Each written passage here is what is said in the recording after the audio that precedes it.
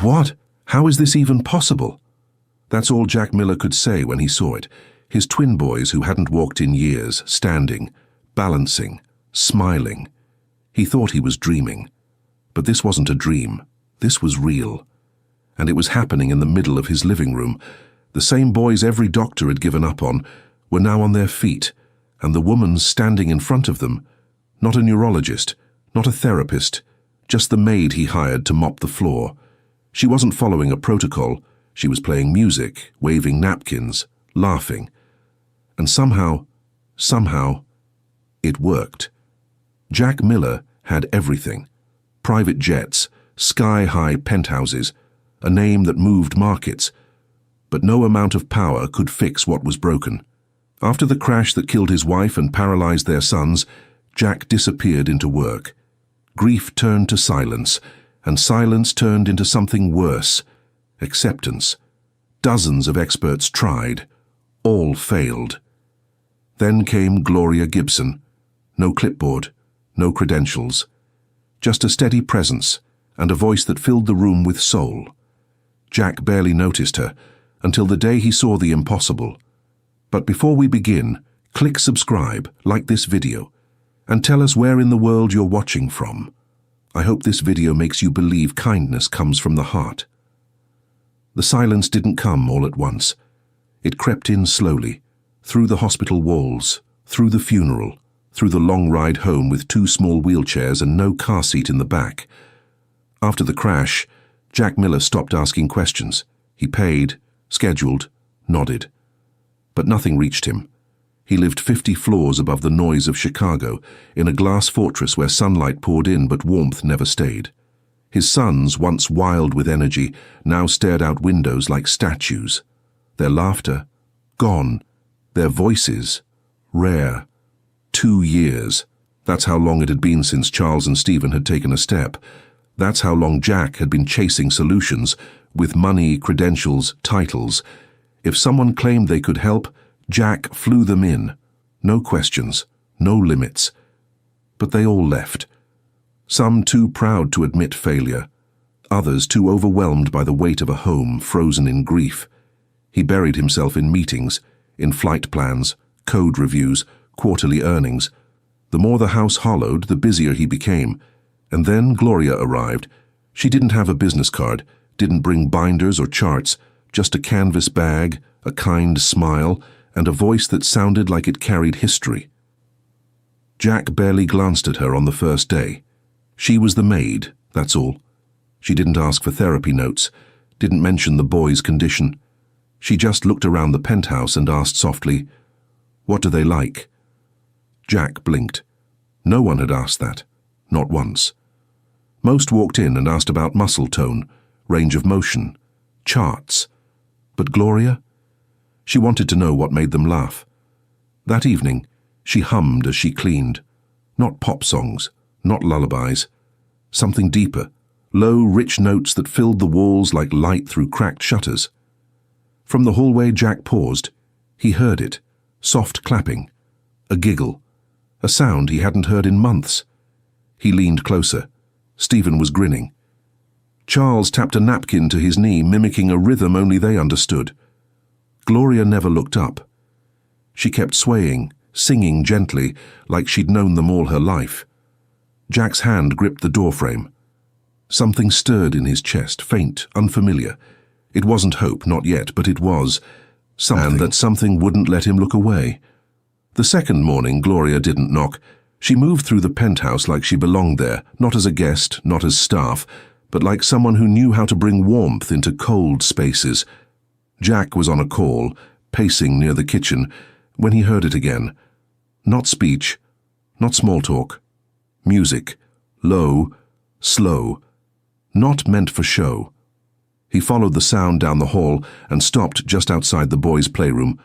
There she was, sitting cross-legged on the floor, surrounded by dust rags, folded laundry, and 2 wide-eyed boys. She wasn't giving instructions. She wasn't asking questions. She was singing, not a nursery rhyme, not a clean-up song.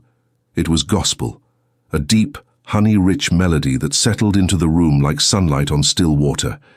Her hands moved with the rhythm, graceful, sure, floating bright napkins like kites in slow motion. Stephen followed one with his eyes, mesmerized. Charles reached out and caught one, laughing as it fluttered down. Jack's breath caught. Stephen hadn't laughed in months, not once. Gloria leaned closer, never breaking the rhythm. She wasn't pushing, she was inviting, like she was speaking their language, the one no doctor ever learned. Jack stepped back before she saw him. Later, in the kitchen, he waited until she set down the mop bucket. "You're not a therapist," he said, more accusation than question. Gloria dried her hands on her apron and looked at him, calm as ever. "No, sir," she replied. He folded his arms. "Then what is this? The singing, the napkins? That's not part of any treatment plan I've paid for." She held his gaze unwavering. "Maybe they don't need a plan," she said softly. "Maybe they just need someone to see them." Jack didn't respond. Not because he disagreed, but because for the first time he couldn't think of anything to say. That night he stood outside the playroom again. The lights were dim, Gloria was packing up. As she turned to leave, she paused beside him. "I know what it's like," she said quietly, "to lose the sound of joy in a home. But it doesn't disappear, it just hides." Then she walked past him, humming, and in the room behind her, the boys kept smiling. By the third day, Gloria had stopped asking permission. She moved through the penthouse like music itself, light, unexpected, but impossible to ignore. She didn't wait for instructions. She listened, not to schedules or checklists, but to the quiet hum beneath the silence, the twitch of a foot, the shift in breath, the way Stephen's eyes followed movement like a secret he couldn't say out loud. She dusted the bookshelves with a dish towel that she tied like a superhero cape. Charles grinned. Stephen held out his arms. "Flying time?" she asked. They nodded. In minutes the playroom transformed. Pillows became mountains. Napkins became treasure maps. The boys, once slouched in stillness, leaned forward, engaged, alert, alive. Jack watched from the hallway, arms crossed, unsure of what he was even witnessing. There was no protocol here, no measured progress, just Gloria, twirling through the room with two giggling shadows at her heels. She turned to the boys and whispered like she was letting them in on a secret. "Did you know your legs aren't broken? They're just sleeping, and sometimes a little joy can wake them up." Stephen tapped his foot. Charles clapped twice, tiny movements, but intentional. Jack blinked. He almost missed it. Later that afternoon, Gloria emerged from the room, wiping her forehead with a napkin. He stopped her. "You're turning my house into a circus," he said flatly. She looked at him, calm. "It's not a circus, Mr. Miller, it's childhood. You're not here to play games." "No," she agreed. "I'm here to find out what makes them laugh." That sentence echoed long after she walked away, because the truth, the brutal, quiet truth, was that Jack couldn't answer that question. He didn't know what made his sons laugh anymore. He knew their prescriptions. He knew the names of every specialist who had failed them. He knew the weight of their wheelchairs, down to the ounce. But laughter, that was something he'd stopped expecting. That night, Jack didn't bury himself in work. He stood outside their room, silent. Inside, Gloria held up a mirror and pointed. "Look," she told Stephen, "that's a strong boy right there." Then to Charles, "And that smile? That's better than any medicine." They giggled. Jack closed his eyes. For the first time in years, the silence wasn't heavy. It was full. Jack wasn't supposed to come home early. A last-minute meeting had been cancelled, and for once he didn't fill the space with another. Something, he couldn't name it, pulled him home. The elevator doors opened into silence, but not the kind he was used to. This was different. It felt full. He loosened his tie, stepped into the hallway, and heard it. Laughter. Not canned TV sound, not Gloria's voice. This was his son's, real, loud, joyful. He followed it slowly, like chasing a sound from a forgotten dream, and when he reached the living room he froze. Gloria stood in the center of the room, arms raised, two blue napkins fluttering from her hands like flags. Stephen and Charles stood with her, on the coffee table, on their feet, wobbling, balancing. standing. Charles waved one napkin in sync with Gloria. Stephen was laughing so hard he nearly toppled forward, but Gloria caught his hand just in time. Jack's briefcase slipped from his fingers and hit the floor with a dull thud. No one turned. They were too caught up in the moment. He took a step forward. Charles saw him first. "Look, Papa!" he shouted, breathless. "We're standing!" Jack didn't move. He didn't breathe. This was impossible. These were the same legs that specialists said would never bear weight. The same boys who couldn't hold themselves upright in physical therapy last week. And now, they were dancing. Not perfectly, not for long, but unmistakably, undeniably standing. Gloria finally turned. Her smile didn't falter. She didn't explain. She didn't apologize. She just said softly, "They're stronger than you think." Jack sat down, hard. He didn't trust his knees. His heart was pounding like it had just remembered how. He stared at the boys, red-faced, glowing, triumphant, and something cracked open inside him. Hope. The real kind. Not the kind you write checks for, but the kind that grabs you by the throat and refuses to let go. That night Jack didn't work. He didn't check his phone. He didn't speak much at all. He just sat on the edge of his bed, staring out at the city, replaying the image over and over. 2 boys, 1 woman, a coffee table, and the moment everything changed, Jack barely slept. He couldn't stop replaying it. Charles laughing, Stephen balancing, Gloria clapping like it was the most normal thing in the world. But it wasn't normal. It defied everything he'd been told, everything he'd prepared himself to accept.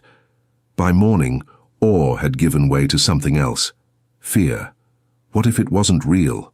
What if it was a fluke, a moment that would never happen again? He needed certainty, something clinical, something cold. So he called Dr. Peterson. Peterson had seen the twins since the accident.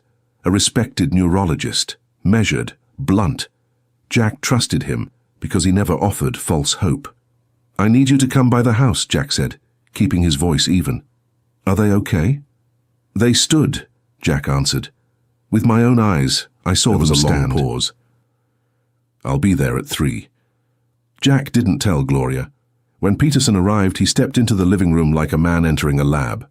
No emotion, just analysis. Gloria was already mid-game. Scarves swirled through the air. Music played softly. The twins clapped along, beaming, but something shifted. Stephen caught sight of Peterson standing in the corner. His shoulders stiffened. Charles looked over too, then stopped moving. The room dimmed, not physically, but emotionally. Whatever light Gloria had lit was flickering now. She noticed. Of course she did. Her smile faltered. Her rhythm slowed. The twins grew quiet. Peterson stood, arms crossed, saying nothing. He scribbled a few notes, watched, judged, left. He didn't speak to Gloria, just nodded at Jack and walked out the front door. Jack followed him to the elevator. "Well?" he asked, trying to keep his voice steady. Peterson glanced at his notes. "It's not sustainable," he said. "Reflexes can mimic progress. You may have witnessed a motor response, not actual recovery." Jack clenched his jaw. "You didn't see how they—" "I saw hesitation, fatigue, emotional reliance on unstructured stimuli." Then a beat. "Be careful what you let them believe." The elevator doors slid shut. Jack stood alone in the hallway. "Be careful what you let them believe." The words echoed louder than the boys' laughter had the day before. Inside, he heard Gloria's voice again, gentle, melodic, still trying. But doubt had taken hold, and this time, it wasn't going to leave quietly. He didn't sleep. Again. The doctor's words looped in his head like static. Reflexes. Not sustainable. Emotional reliance. Be careful what you let them believe. By morning, Jack wasn't just tired. He was angry. At himself. At the doctor.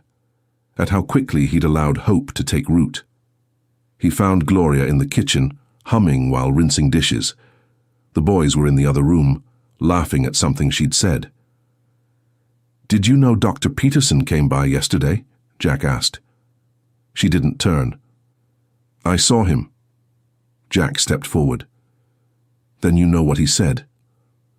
Gloria dried her hands, set the towel down, and finally faced him. "I don't need to hear it. I saw what I saw." He scoffed. "You think you saw progress, but you're not trained to know the difference between therapy and theatrics."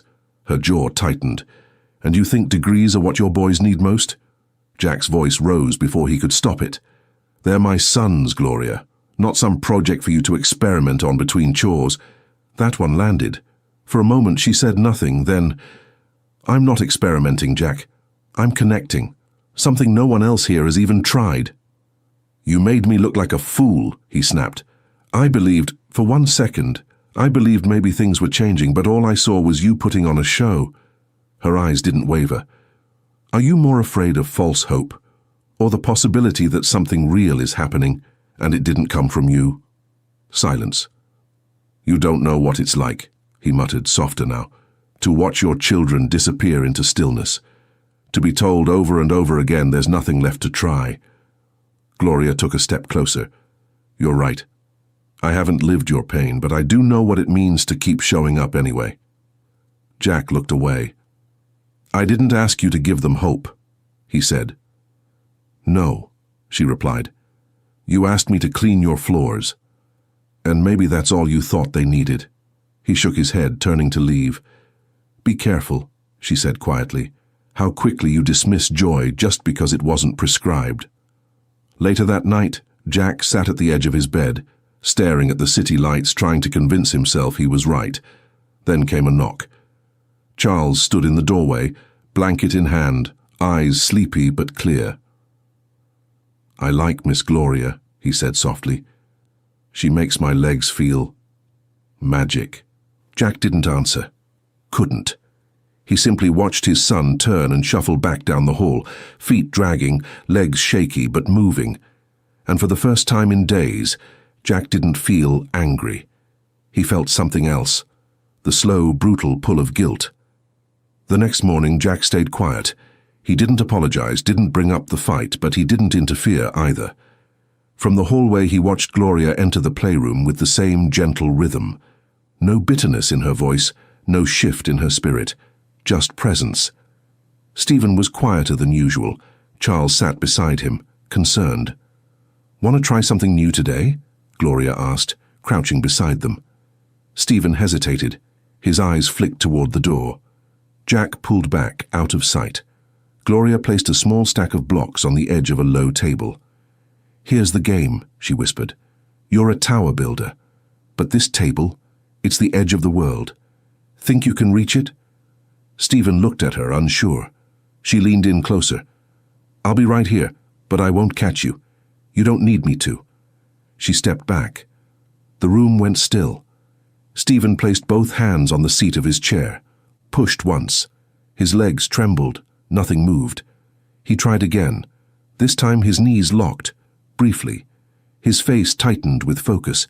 He pushed harder, and then, slowly, shakily, he rose, half standing, wobbling, every muscle in his body fighting to hold.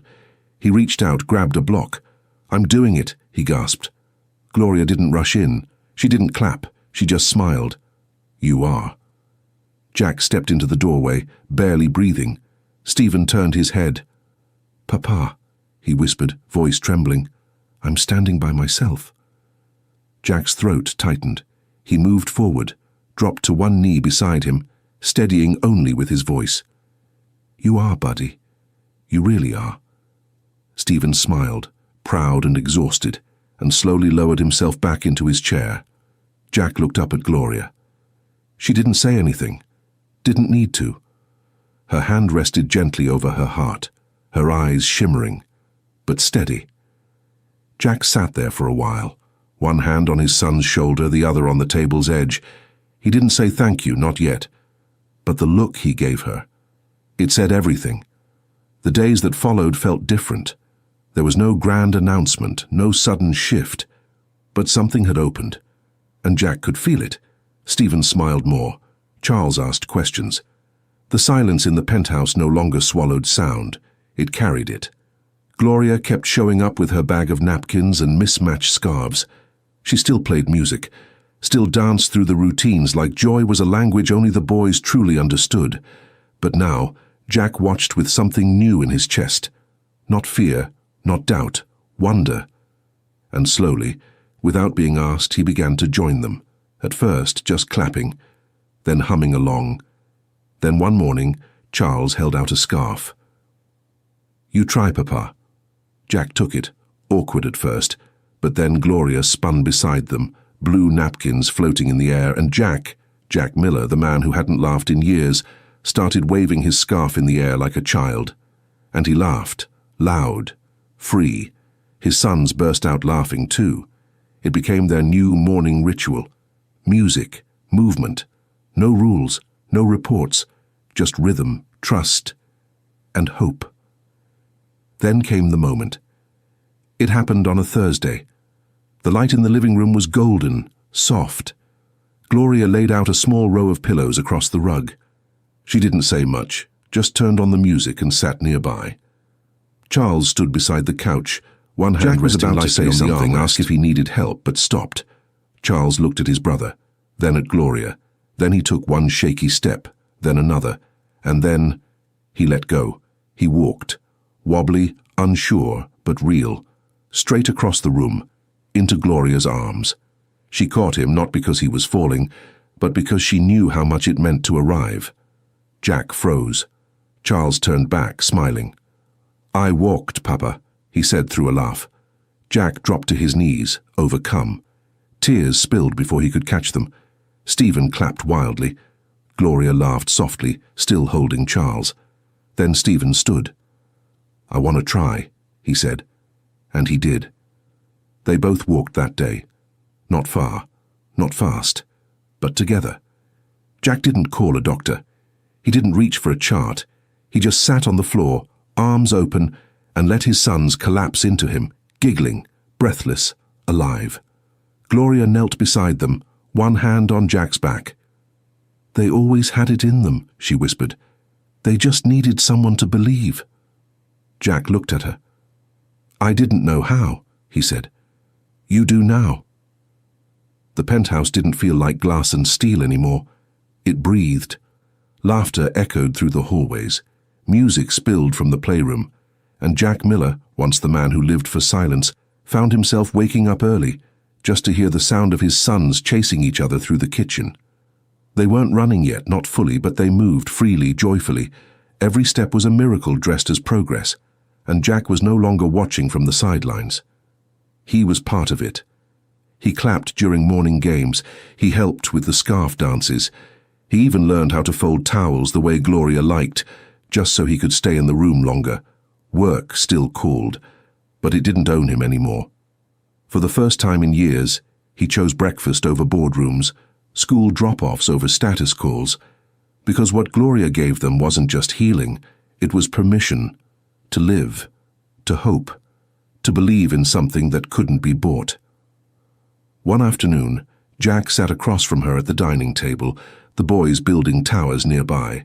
"I want you to stay," he said, "not just as staff, as family." Gloria smiled, but shook her head gently.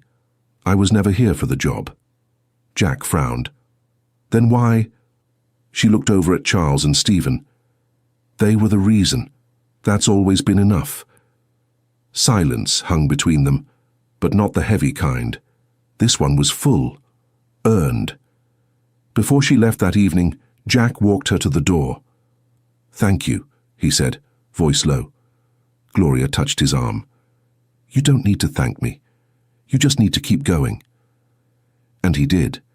Weeks turned into months. The twins grew stronger, bolder. They ran down hallways with reckless delight, Jack chasing behind them, breathless and laughing like a man who'd been given his life back. People stared when they passed through the park together. This billionaire father, arms out, pretending to be a spaceship while his sons zoomed ahead. Jack didn't care. This was the kind of wealth no one could measure, not in numbers, not in titles, just moments, moments that Gloria had made possible. And on one quiet evening, As Charles and Stephen sprinted ahead, voices echoing, scarves trailing behind like capes, Jack stood in the doorway watching them disappear down the hall. He didn't call out, didn't tell them to slow down. He just smiled. Because for the first time in forever, Jack Miller wasn't running from grief. If this story stirred something in you, a memory, a feeling, or even just a moment of stillness, don't leave quietly. At Elevated Heart Stories, we share real moments that move hearts and open eyes. So take a second to subscribe, like this video, and let us know where in the world you're watching from. Because your voice might be the light someone else is waiting for. Until next time, stay kind, stay human, and keep your heart elevated.